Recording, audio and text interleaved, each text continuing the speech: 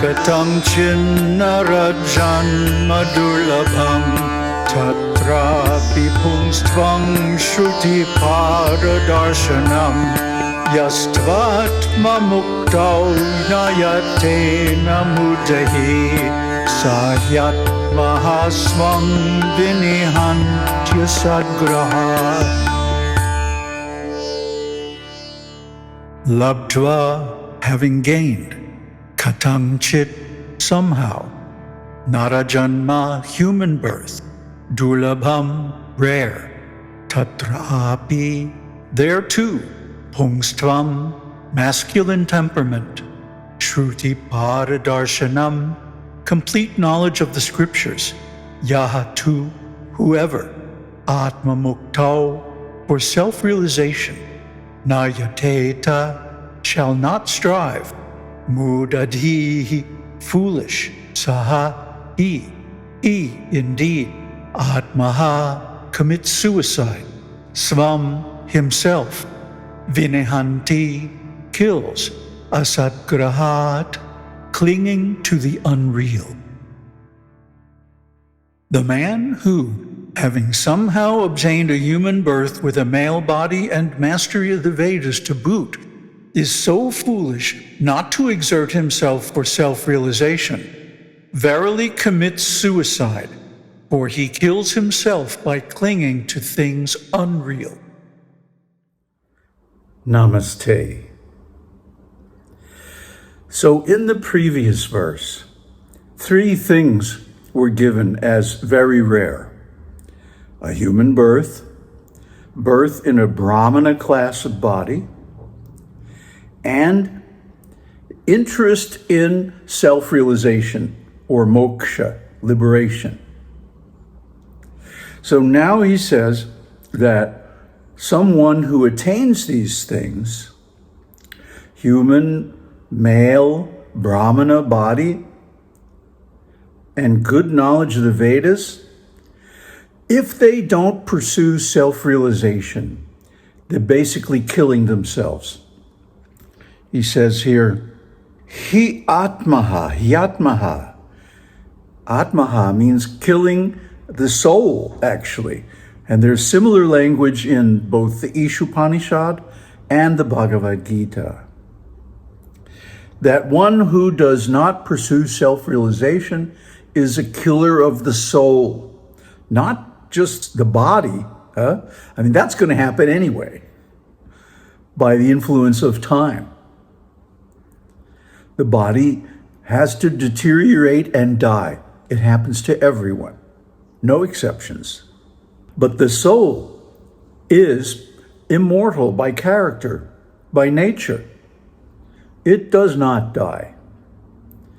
But if a concerted effort for self-realization is not made, as it says here, atmaha svam vinihanti, he kills himself.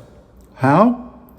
Asadgrahat, by clinging to the unreal, beginning with the body. If one thinks I am the body and does not understand the Vedic verses telling that, no, you're not the body, you're something different from the body, and you have to realize that. So if you don't realize it, what's going to happen is that when the body disintegrates and dies, you're going to be in misery, the worst suffering ever, because you think, I am this body and this body's falling apart.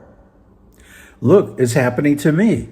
You can look back at our earlier videos and see how the body has aged. It's going to happen to you.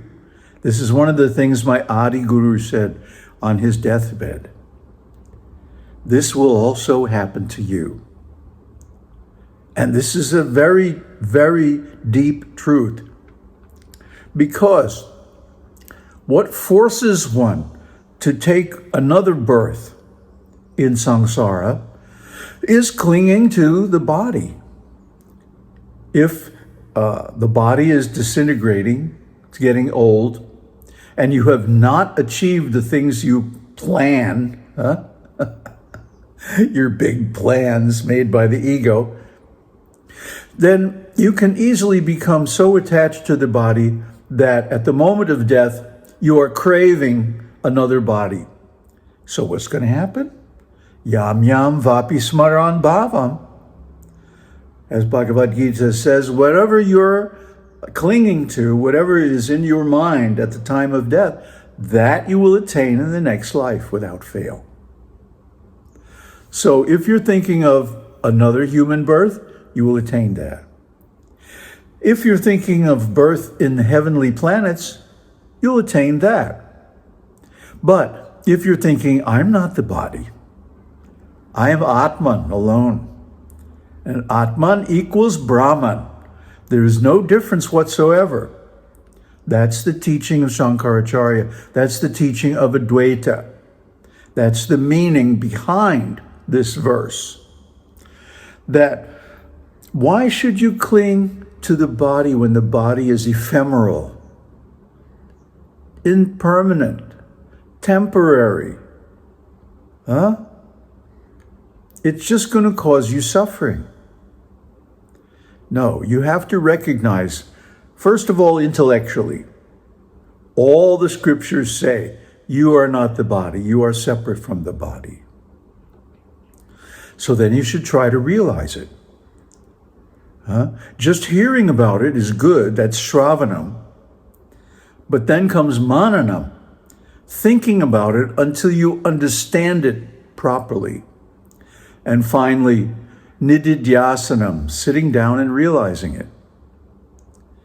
That just means you have to contemplate this teaching. Bring it into your mind, duplicate it. Think about it, understand it, and finally contemplate on it until you realize it, until you actually feel that I am separate from the body, until this is your actual point of view, not simply an idea, not just philosophy.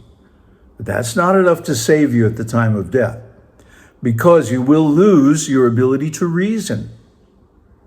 What is left at the time of death is naked desire. So if you have the desire to realize yourself as Brahman, well, if you're fortunate, you will have already realized it before the time of death. But it could be that you attain this realization just at the time of death when you see the body disintegrating, failing to function, and you're forced to do another thing. Actually, the knower of Brahman does not die. Only the body dies. So if you're identified with the body, you will die. But if you're not, there is no death. The Brahma Sutra, 3rd and 4th chapter, describe what happens to the soul after death. He either goes by the path of the moon or the path of the sun. If he goes to the moon, he comes back again. But if he goes to the sun, he does not return to earth. He goes to the heavenly planets. If he needs to finish up any self-realization that he hasn't achieved already, he gets the greatest perfect facility to do so, and then he merges with Brahman and is never seen again. That is our destination. That is where we want to go. That is why we are studying all these scriptures, taking everything apart and analyzing it until we get it. So, I have to share some really important news with you. A group of researchers, mathematicians, have encoded Śaṅkarācārya's teaching in high order logic and fed it to a supercomputer for analysis. And it turns out that Śaṅkara's teaching is perfectly logical. It has no unsupportable assertions or axioms. This is very important because it means now if we come in contact with academics, we have the ammunition to totally refute any objections to this teaching, Kevala Advaita, pure non-duality, unmixed with any sort of duality. That is Śaṅkara's gift. That is what he gives to us, every one of us. And how we receive it depends on how fortunate we are. If we're unfortunate, like the fellow mentioned in this verse, we won't take it in. We won't get it. We won't put in the hours of study necessary. We won't do the research. We won't do the mananam, thinking it through until we get it. And we certainly won't do the siddhidhyasana, sitting down and realizing it. That is basically suicide. That means you will die because you're still attached to the body. But the realized Advaitin does not die because he knows he's not the body. So when the body disintegrates and dies, he is not affected.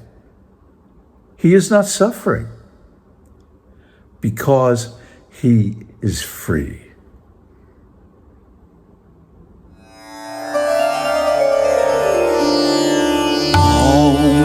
Tat Sat Om Shakti